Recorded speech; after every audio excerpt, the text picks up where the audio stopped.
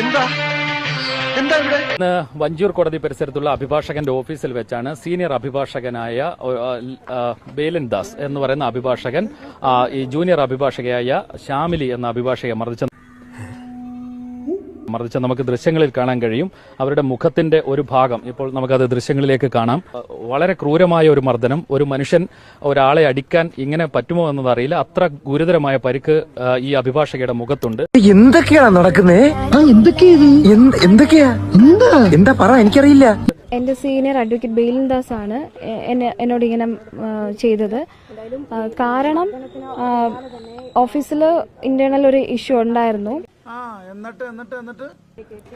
അതിന്റെ റീസൺ എന്താണെന്ന് എനിക്കറിയില്ല. മേ ബി പ്രൊഫഷണൽ ഈഗോ ആകെ. ഇപ്പോൾ ഒരു ജൂനിയർ വന്നിട്ടുണ്ട്. സാറിന് മുന്നേ ഉണ്ടായിരുന്ന ഒരു ജൂനിയർ ആണ്.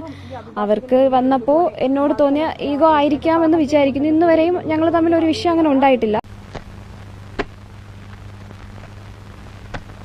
ഞാൻ വേറെ ഒന്നും ചെയ്തില്ല. കോടതി കഴിഞ്ഞ് വന്ന് എനിക്ക് സാറിനോട് സംസാരിക്കണം, ക്യാബിനിലും മാന്യമായിട്ട് ക്യാബിനിൽ പോയിട്ട് വേറെ ആരെയും ഉൾപ്പെടുത്താതെ തന്നെയാണ് ഞാൻ പറഞ്ഞത്. നീ ഇതാരോടാ സംസാരിക്കുന്നതെന്ന് പറഞ്ഞിട്ടാ എന്നെ വലിച്ചു തിരിച്ചിട്ട്